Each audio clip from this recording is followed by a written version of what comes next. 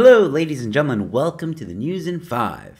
In this show, I share with you guys some headlines that I think you guys might be interested in less than or around about 5 minutes. Sometimes we do go a little bit over 5 minutes, but you'll forgive me, sometimes it's very difficult to be concise with some of these headlines. If you enjoy this content, please subscribe to the channel, there's more content coming your way, and don't forget to also share the video with people you think might find this interesting. Well, with that being said, let's get into the headlines. Do you guys remember during lockdown when the ANC tried to bring out those World War I era scooters? Well, in case you don't remember, have a look. A first for the province. These bikes will bolster the fight against COVID-19, especially in rural areas. The 100 bikes will be distributed across districts. Now, would you believe that the ANC has brought out something worse than that? Northwest government spends 780,000 Rand on new donkey carts with 3-year maintenance plan.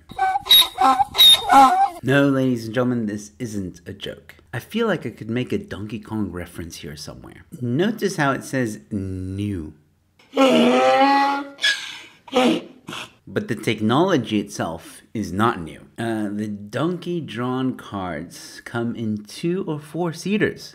This mode of transport is used to ferry children to school, the sick to clinics, and the elderly to pension pay points. This is exactly what they said about the World War I era hospital bikes. And by the way, I'm not kidding about the World War I era scooter thing. If you Google, you will see it. Let's try and zoom into this picture. All right. I mean, they look sturdy and obviously made of metal, but I wonder how much maintenance you're gonna need on this. I mean, geez, imagine you're in an emergency, right?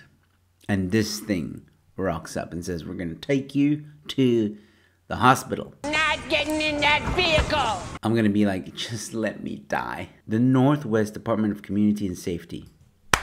Does this thing look safe to you guys? Anyway, it said it has spent 780,000 on acquiring 20 donkey carts, which it has given to villagers in the Dibono and Manwana districts outside Mahikeng. Listen, I don't know about you guys, but I don't see any seatbelts on this thing, okay? I don't see anything that says safety. There's no airbags, nothing. And I like how all of these look clean, right? This looks brand new, clean, right? Sturdy.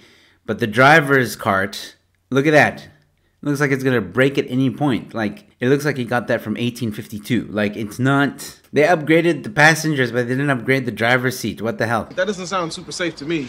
And by the way, if you ever see a man with his hand up a donkey's ass, that's a mechanic. What really worries me here is that the government's just like, hey, let's give these guys donkey carts. As if it's like new technology or if it's something that's like should be, you know, rewarded and praised, which is just absolute craziness. Why not invest or give the people roads or proper infrastructure? How about electricity? Why don't you focus on fixing that, right? Well, you wouldn't be the only one to think so, because overpriced donkey cart donation needs investigation by SIU, says the Democratic Alliance. So there you go, ladies and gentlemen. The Democratic Alliance has already encouraged the SIU to investigate, and the numbers do seem quite off. DA Transport spokesperson Chris Hunsinger says that 20 carts came with a 780,000 Rand price tag, with carts priced between 32,500 Rand and 45,500 Rand,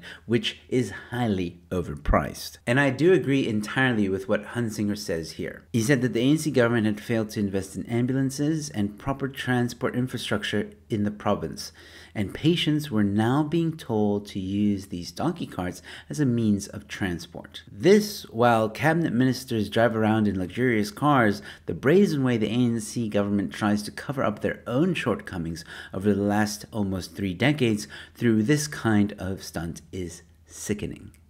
I am waiting for the time when the ANC decides to come to its people with sandals, for example. Here you go, guys. Here's a brand new sandal. You know what you can do with it? You can put it on your feet and you can walk around. Yeah, you can walk to school. You can walk to the hospital. Isn't that great, guys? We're giving you free shoes. And unfortunately, a lot of people will just eat it up. So I thought this might interest some of you. Salary changes for mayors, speakers, and other top officials. Here's what they earn now. So, well, ladies and gents, I'm just going to go straight into the numbers. Executive mayor or mayor's annual salary range from 800,000 to like almost $1.5 million. Your deputy executive mayors and deputy mayors' annual salary range from 650,000 to almost $1.2 million.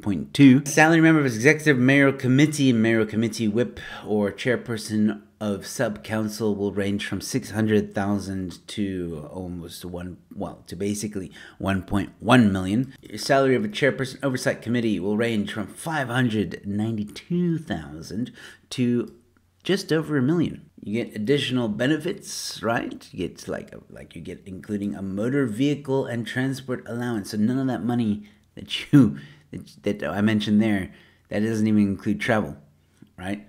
You get out-of-pocket expenses, upper limits of cell phone allowances for councillors, and special risk cover, which is probably the security detail. And yes, you're reading that correctly. Salary increase for government officials, ladies and gentlemen. So the president's annual salary benefits increased from 2.9, all right, to almost 3.1. The salary of Deputy David Mabuza is now 2.9 and it was 2.8. Ministers earn 2.4 annually, while deputy minister salaries are just 2 million.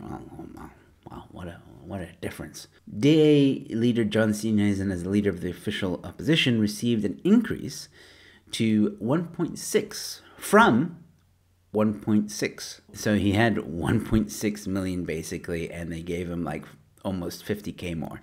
But here we go. EFF leader Julius Malema and other leaders of minority parties received an increase to 1.3, all right, from 1.348. So also they got like a small increase as well. But of course, anybody involved in the ANC gets big increases, right? Now, with all that in mind, let's not forget that not too long ago, the ANC pleaded poverty because it was unable to pay salaries to its employees. The ministers and anybody above a minister gets paid no problem. Millions a year, right? Not those on the ground, right? No. Screw them, right? No. You guys don't need to get paid. No, you guys don't need to get paid. We need to pay our caterers. They're more important than you guys. I just wanted to point out how disgusting the ANC is. This is unforgivable. It's not right.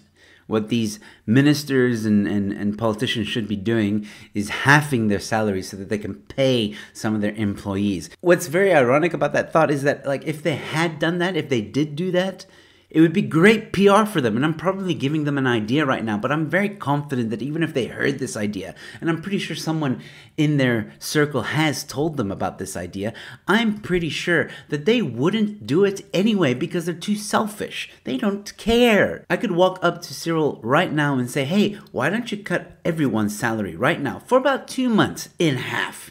And then you can pay the salaries of the people that need to be paid in your offices, right? But I'm very confident that Cyril wouldn't do it. And he wouldn't do it because he doesn't give a damn about the South African people. Him and the ANC do not care. And by the way, they're getting paid all this money while there's no electricity, infrastructure is falling apart, there's no water in some parts of South Africa, right?